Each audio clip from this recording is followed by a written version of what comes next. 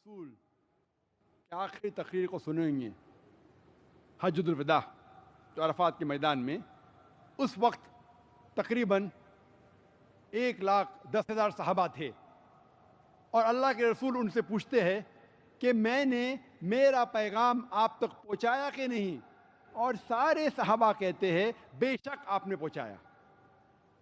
پھر وہ کہتے ہیں کہ آپ ان لوگوں تک یہ پیغام پہنچاؤ جو لوگ یہاں موجود نہیں ہیں، اور 1,10,000 میں سے 1,00,000 سے زیادہ صحابہ وہ عربیہ کے باہر جاتے ہیں۔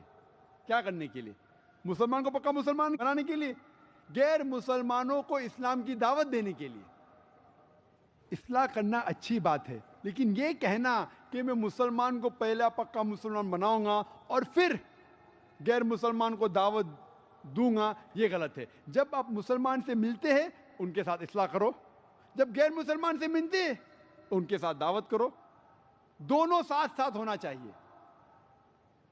کئی مسلمان مجھ سے کہتے ہیں کہ جب ہم دعوت دیتے ہیں غیر مسلمانوں کو، وہ کہتے ہیں مائنڈ یور اون بزنس، آپ اپنے کام سے کام رکھو۔ میں ہمیشہ مثال دیتا ہوں کہ اگر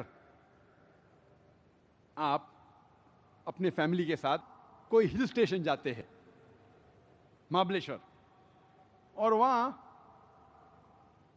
جب آپ ٹیبل لینڈ پہ جاتے ہیں ایک پہاڑی علاقے پہ، آپ کا چھوٹا بیٹا، جب آپ اپنی اہلیہ سے بات کرتے ہیں، آپ کا چھوٹا بیٹا احمد جو 4 سال کا ہے، وہ آپ سے دور ہوتا ہے اور دور پہنچ جاتا ہے پہاڑی کے کنارے کی طرف چلتے ہوئے۔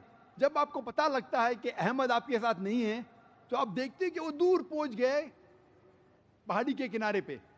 آپ چلانے جاتے ہیں احمد سنبھالو آپ گر جائیں گے، لیکن آپ کی آواز نہیں پہنچتی ہے۔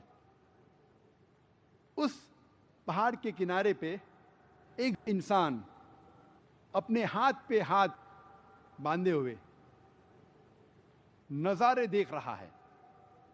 آپ کہنا چاہتے بھائی صاحب میرے بیٹے کو بچاؤ، آپ کی آواز نہیں پہنچ سکتی، لیکن آپ دیکھتے ہیں کہ وہ انسان آپ کے بیٹے کو کنارے کے نزدیک آتے ہوئے دیکھتا ہے، آپ کے بیٹے کی طرف دیکھتے ہوئے مسکراتا ہے، اور پھر سے نظارے دیکھنے میں مشغول ہو جاتا ہے۔ کچھ دیر بعد آپ کا بیٹا اور ایک قدم لیتا ہے اور پہاڑی سے گر پڑتا ہے۔ میں آپ سے پوچھنا چاہتا ہوں کہ آپ اس شخص کو دوشی ٹھہرائیں گے کہ نہیں؟ آپ کہیں گے آپ نے میرے بیٹے کو کیوں نہیں بچایا؟